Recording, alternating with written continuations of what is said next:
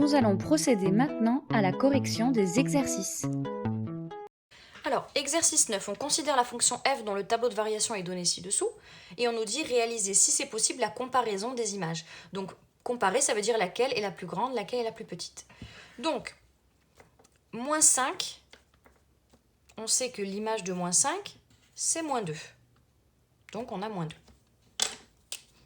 On va comparer celui-là avec l'image de 3. L'image de 3, c'est moins 5.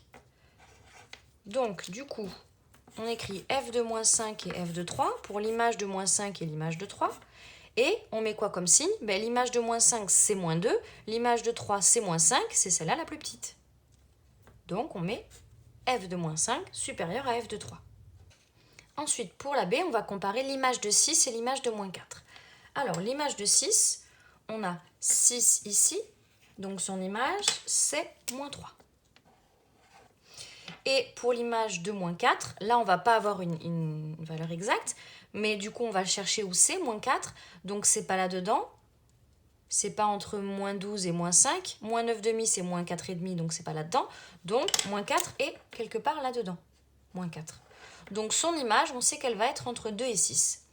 Donc, on a l'image de ce premier nombre qui est moins 3. Ça, c'est moins 3. Et l'autre, c'est quelque chose entre 2 et 6. Donc, si c'est un nombre qui est entre 2 et 6, peu importe le nombre, ça sera quand même plus grand que moins 3. Donc, c'est l'image de moins 4 qui est plus grande que l'image de 6, puisque l'image de 6, c'est moins 3, et l'image de moins 4, c'est un nombre entre 2 et 6. Pour le C, on a moins 6 et 4. Donc, moins 6 et 4, l'image de moins 6, elle est ici, elle est entre moins 2 et 5. Et l'image de 4, elle est ici, 4, c'est entre 3 et 6. Elle est entre moins 5 et moins 3. Donc, un nombre entre moins 5 et moins 3 sera toujours plus petit qu'un nombre entre 5 et moins 2. Puisque, si vous voulez, là, le plus petit possible de cet intervalle est plus grand que le plus grand possible de cet intervalle. Donc, quoi qu'il arrive, ce nombre-là sera plus petit. Un nombre entre moins 5 et moins 3 sera toujours plus petit qu'un nombre entre 5 et 2. Donc, l'image de 4 sera toujours plus petite que l'image de moins 6. Ensuite, pour le D, moins 4,75 et 7. Alors, moins 4,75, on est où? Moins 4,75, on est par là. Moins 4,75. Donc, l'image, elle va être entre moins 2 et 2. L'image va être entre moins 2 et 2. Et 7, on est ici, là-dedans. 7, c'est entre 6 et racine de 50. Donc, l'image va être entre moins 3 et 0. Donc là, c'est pareil, entre moins 2 et 2 et entre moins 3 et 0. Les deux intervalles se chevauchent, donc on ne peut pas conclure. Pour le E, moins 3 et moins 2. Moins 3, c'est là-dedans. Moins 3. Donc, on va avoir un nombre entre 2 et 6. L'image de moins 3, c'est entre 2 et 6. Ce nombre-là, c'est entre 2 et 6. Ensuite, moins 2. Moins 2, c'est un peu encore après. Donc, on va avoir un nombre ici. Donc, on voit bien que, comme sur cet intervalle, la fonction est croissante, on ne va pas changer les signes. On voit bien que f de moins 2 va être au-dessus. Donc, f de moins 2 va être supérieur. Parce que sur ce morceau, f est croissante. Donc, si elle est croissante, on ne change pas les signes. On a moins 3 plus petit que moins 2. Donc, si on passe à la fonction f de moins 3 plus petit que f de moins 2. Comme on est croissant sur cet intervalle, eh bien, on ne change pas le signe en passant à la fonction f. Ensuite, 1 et 2. Pareil, ici, 1 et 2 sont dans cet intervalle-là, 1 et 2. Donc, on a 1 au début qui est plus petit que 2. Et sur cet intervalle-là, sur 0,3, on voit que la fonction est décroissante. Sur l'intervalle 0,3, la fonction est décroissante. Donc, quand on passe par la fonction f de 1 et f de 2, on change le signe. Donc, ça nous donne f de 1 plus grand que f de 2. Ce que je vous explique là, c'est quand les deux nombres sont dans le même intervalle. Là, pour l'instant, les 4 premiers, ils n'étaient pas dans le même intervalle, donc on était obligé de regarder. Mais là, moins 3, moins 2, 1 et 2, ils sont dans le même intervalle. C'est-à-dire qu'on regarde, il n'y a qu'une seule variation, ça descend, c'est décroissant ou c'est croissant. Donc, à partir de là, on peut utiliser ce qu'on a vu dans la leçon. Ensuite, pour G, moins 10 et moins 3. Donc, moins 10, c'est là-dedans. Moins 10. Donc, c'est un nombre entre moins 2 et 5. Et moins 3, c'est là-dedans, entre 2 et 6. Donc là, j'ai un nombre entre moins 2 et 5, entre 2 et 6. Comme tout à l'heure, les intervalles se chevauchent. On ne peut pas conclure. Et enfin, le dernier, 7 et moins 2. Donc l'image de 7, c'est... On l'a mis là, ici déjà. Donc l'image, c'est entre moins 3 et 0. Et moins 2, il est là-dedans, entre 2 et 6. Et là, par contre, on peut conclure parce que ici, on a un nombre entre 2 et 6. Donc, c'est un nombre positif. Et là, on a un nombre entre moins 3 et 0. Donc, on a un nombre négatif. Donc, peu importe où ils sont, peu importe si c'est le plus bas ou le plus haut, etc., ce nombre-là qui est entre 2 et 6 sera toujours plus grand que celui-là qui est entre moins 3 et 0. Donc, l'image de moins 2 sera toujours plus grande que l'image de 7. Voilà, donc c'est un petit peu plus compliqué cet exercice. Je vous conseille de le refaire bien à plat pour voir un petit peu quand est-ce qu'on peut conclure ou pas. Et donc on obtient ces 8 résultats. Exercice 10. On considère une fonction définie sur l'intervalle moins de 12 et on nous demande image d'un intervalle. Donc on nous demande l'image de 7, 12. Donc l'image de 7, 12, on regarde de 7 à 12. De 7 à 12, on regarde son image, donc ça va aller de moins 2 à 3. Donc on commence par lire les abscisses et on lit le résultat en ordonnée. Ensuite, on nous demande l'image de 1, 3. Donc l'image de 1, 3, on regarde ici, on voit que c'est 5, 0, ça va de 5 à 0, mais sauf qu'on l'écrit dans le bon sens. Donc 0, 5, on l'écrit toujours du plus petit au plus grand. Ensuite, l'image de moins de 1. Donc l'image de moins de 1, ici, on regarde les ordonnées, ça va de 3 à 5. Donc l'image de moins de 1, c'est 3, 5. Pour le petit 2, c'est pareil, sauf qu'il va falloir faire attention. Cette fois-ci, on nous demande de moins 2 à 3. Donc de moins 2 à 3, c'est tout ça. Donc là, je ne vais pas lire ces trois nombres. J'ai 3, j'ai 5, j'ai 0. Je regarde le plus grand, c'est 5, et le plus petit de ces trois nombres, c'est 0. Donc ça va de 0 à 5. Si je prends n'importe quelle abscisse entre moins 2 et 3, les ordonnées seront entre 0 et 5. Donc là, quand on prend plusieurs intervalles, plusieurs morceaux du tableau, on regarde le nombre le plus petit, 0, et le nombre le plus grand. Ensuite, on cherche entre 3 et 9. Donc entre 3 et 9, c'est ici. On a 0, moins 2 et 0. Le plus petit, c'est moins 2, et le plus grand, c'est 0. Donc si je prends n'importe quelle abscisse entre 3 et 9, l'ordonnée sera entre moins 2 et 0.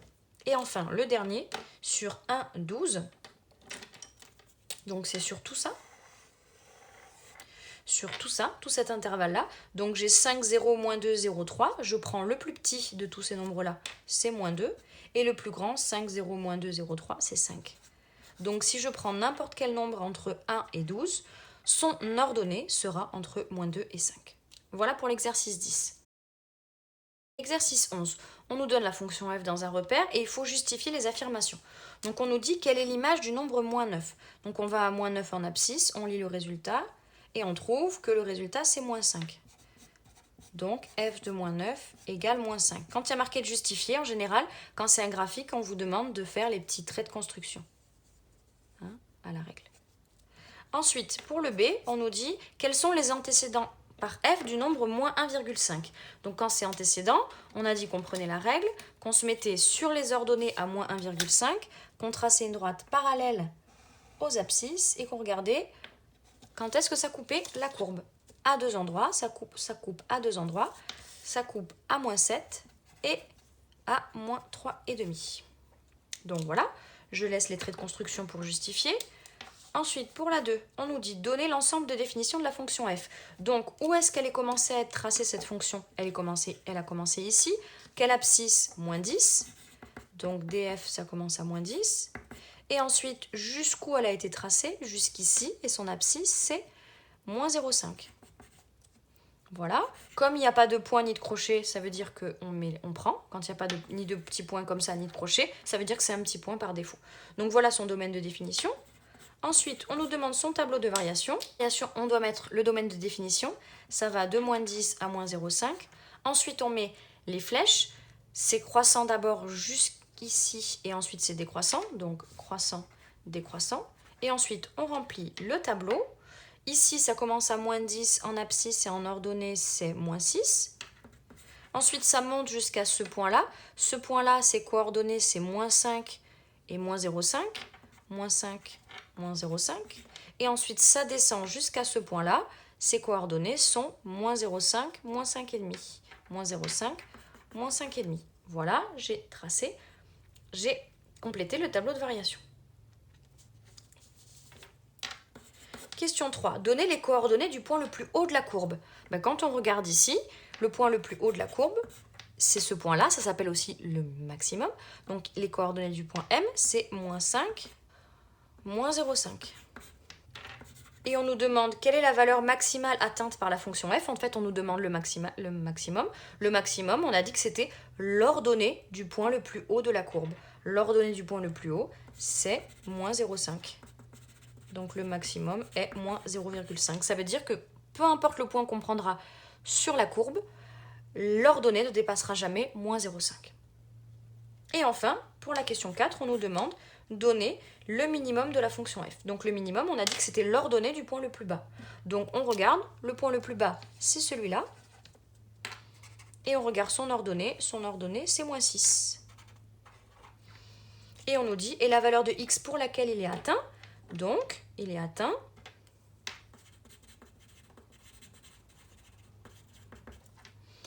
je sais que ma courbe ne descendra jamais plus bas que -6, et je regarde l'ordonnée de ce point-là, et je trouve que c'est -10. Donc pour x égale -10. Voilà. Donc cette courbe-là, elle a un maximum de -0,5 atteint pour x égale -5, et elle a un minimum de -6 atteint pour x égale -10. Voilà pour l'exercice 11. On nous donne la représentation graphique d'une fonction, et on nous demande quel est l'ensemble de définitions. Donc on regarde, on a tracé la courbe d'ici à ici, ça commence à quelle abscisse 0 jusqu'à quelle abscisse 7. Et comme il y a des points, on prend. Donc le domaine de définition de cette fonction, c'est 0,7. On nous demande le tableau de variation. Donc on part de 0 jusqu'à 7 du domaine de définition qu'on a marqué ici. On met les flèches, donc croissant, décroissant, croissant, décroissant, croissant. Donc croissant, décroissant, croissant, décroissant, croissant. On a mis toutes les flèches et là il nous reste les valeurs.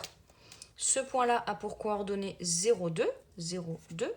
Ce point-là, une fois qu'on est monté, a pour coordonnées 1,3, 1,3. Ensuite, une fois qu'on est redescendu jusqu'au bout, ce point-là, il a pour coordonnées 2,5, 0, 2,5, 0. On remonte jusqu'à ce point-là qui a pour coordonnées 4,5, 4. On redescend jusqu'à ce point qui a pour coordonnées 6, 1. Et enfin, on remonte jusqu'à ce point qui a pour coordonnées 7, 2,5. Voilà, on a rempli le tableau. Ensuite, on nous dit quel est le maximum de la fonction f. Donc, on va regarder l'ordonnée du point le plus haut. Mais on nous dit sur 0, 5,5. Donc, on ne doit pas regarder partout. On doit regarder que de 0 à 5,5. 5,5, c'est 2,5. Donc, finalement, ça veut dire que je vais regarder que ce morceau. Je vais sur 0, 5,5. Voilà, donc là-dedans, on nous demande le maximum. Donc, je cherche le point le plus haut là-dedans. Le point le plus haut, il est ici. Voilà. Et on nous demande l'ordonnée. Donc l'ordonnée du point le plus haut, c'est 3. Atteint pour x égale, on lit l'abscisse 1. Pour x égale 1. Donc là, on a trouvé le maximum de f sur cet intervalle. On nous demande le plus grand sur cet intervalle. On ne demande pas sur tout. D'ailleurs, c'est la question d'après. Quel est le maximum de f sur son ensemble de définition? Son ensemble de définition, c'est sur tout. Donc cette fois-ci, on regarde tout et on voit le point le plus haut, c'est celui-là. Et quelle est son ordonnée? Son ordonnée, c'est 4. Donc le maximum de f sur tout, c'est 4, atteint pour x égale 4,5. Et enfin, on nous demande le minimum de f sur 0,7. 0,7, c'est l'ensemble de définition aussi. Donc je cherche le point le plus bas, il est ici, et je lis son ordonnée. Son ordonnée, c'est 0. Atteint pour x égale 2,5. Donc ça veut dire que si on regarde l'ensemble de définition, si on regarde tout, si on prend n'importe quel point sur la courbe, son ordonnée sera toujours entre 0 et 4. On ne pourra pas avoir un nombre plus grand que 4 ou un nombre plus petit que 0 parce qu'on a le minimum et le maximum. Voilà pour l'exercice 12. Exercice 13, on a une fonction f qui est définie, on nous donne un tableau de variation. On nous dit donner le domaine de définition de f. Alors, on regarde sur la première ligne, on voit que ça va de 0 jusqu'à 10. Donc le domaine de définition de f, c'est 0, 10. Ensuite, on nous dit donner les extrémas de f. Les extrémas, ça veut dire le minimum et le maximum. Donc là, comme sur un graphique, on regarde l'ordonnée du point le plus haut et l'ordonnée du point le plus bas, on ne va pas regarder la ligne des abscisses, on va regarder la ligne des ordonnées. Et on va regarder quel est le plus petit nombre dans les ordonnées. Donc il y a 3, moins 1, 2 et 1. Le plus petit nombre, c'est moins 1. Donc le minimum, c'est moins 1. Et ensuite, on nous dit atteint pour x égale combien? On lit l'abscisse de ce point-là, c'est 4. Donc le minimum de la fonction f, c'est moins 1. Et ensuite, on regarde le maximum, c'est l'ordonnée du point le plus haut. Le point le plus haut ici, on regarde la plus grande des ordonnées, donc on a 3 moins 1 de 1. Le plus grand nombre, c'est 3. Donc le maximum, c'est 3. Atteint pour x égale, c'est marqué au-dessus, donc pour x égale 0.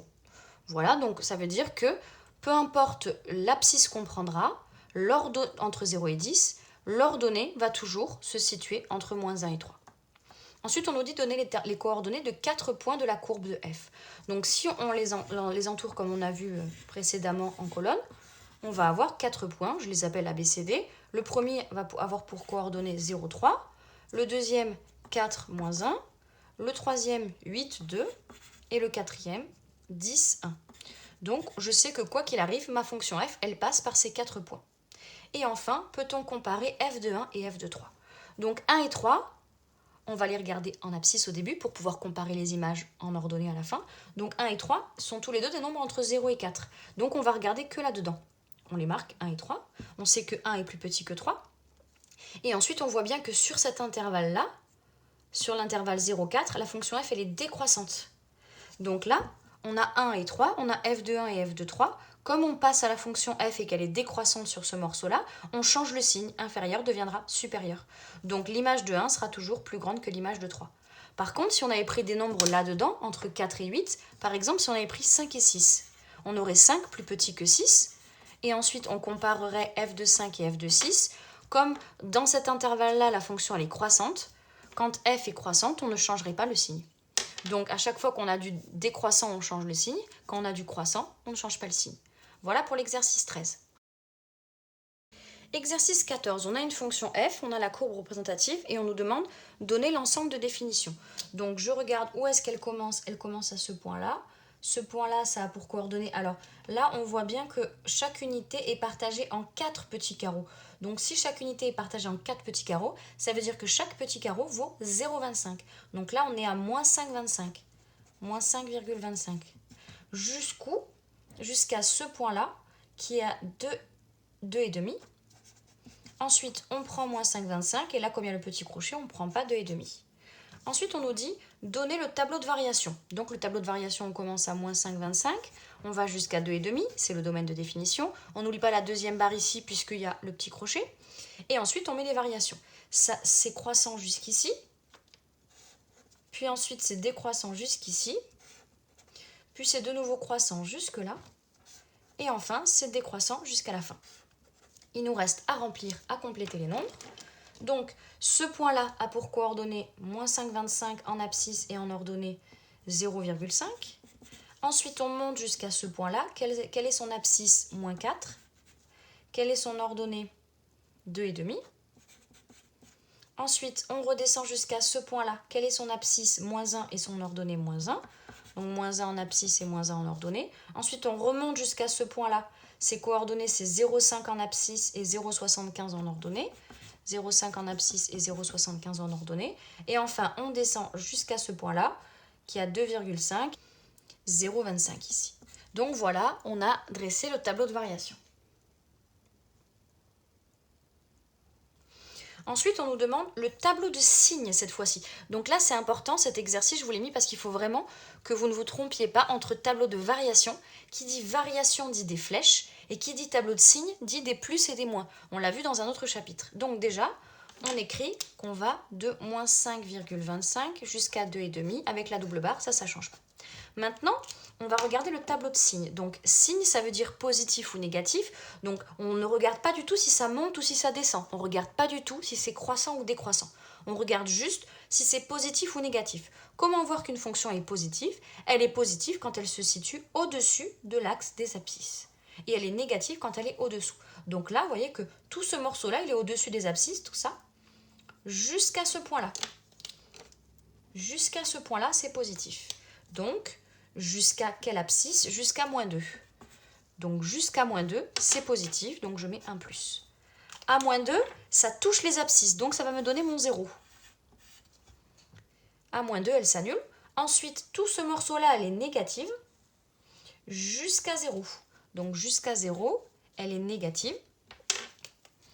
Et à 0, elle s'annule encore. Quand est-ce que je mets les zéros ici? En fait, je mets les zéros quand ma courbe, elle touche l'axe des abscisses, ici et là. Donc là, j'ai des zéros. Et ensuite, à partir de là, on remarque que ma courbe se situe toujours au-dessus des abscisses, tout le temps, donc ça reste positif. Ça veut dire que, si on regarde bien, sur cet intervalle-là, de moins 5,25 à moins 2, elle est au-dessus des abscisses, elle est positive, la courbe. De moins 2 à 0, elle est en dessous, elle est négative. Et de 0 à la fin, elle est positive.